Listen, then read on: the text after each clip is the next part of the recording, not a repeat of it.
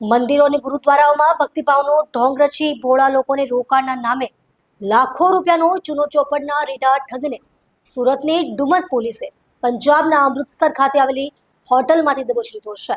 આ આરોપી મૂળ રાજસ્થાનના ચિત્તોડગઢનો વતની છે, જે હાલ પાલ આરટીઓ વિસ્તારમાં રહેતો હતો.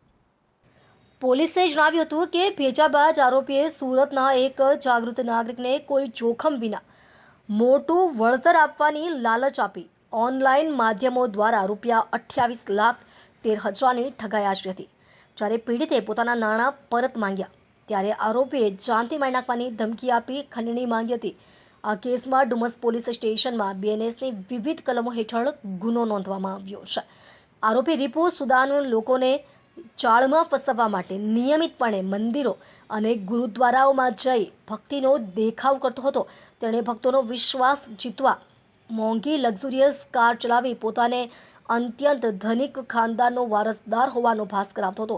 તે પોતાના અને પિતાના શેર બજાર તેમજ રિયલ એસ્ટેટના કાલ્પનિક ધંધાની વાતો કરી લોકોને રોકાણ માટે સમજાવતો. શરૂઆતમાં ગૂગલ પે જેવા ઓનલાઈન માધ્યમોથી રોકાણ મેળવી લીધો અને ત્યારબાદ કોઈ નફો કે મૂડી પરત માંગે ત્યારે માર્કેટ ડાઉન છે, વધુ રોકાણ કરશો તો જૂના રૂપિયા નફા સાથે પાછા આવશે જેવી લોભામણી વાતો કહી વધુ રકમ ઉઘરાવી લીધો હતો.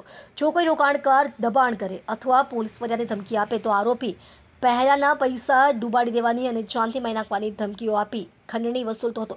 પોલીસની તકનીકી તપાસમાં સામે આવ્યું છે કે આરોપી ગુજરાત ઉપરાંત પંજાબ, હરિયાણા, રાજસ્થાન, મહારાષ્ટ્ર અને કર્ણાટક સહિત અનેક રાજ્યોમાં સતત ફરતો રહેતો હતો અને અન્ય રાજ્યોમાં પણ આ પ્રકારની ગુનાહિત પ્રવૃત્તિઓ આચરી હોવાની આશંકાને પગલે પોલીસે ઊંડાણપૂર્વક તપાસ શરૂ કરી છે.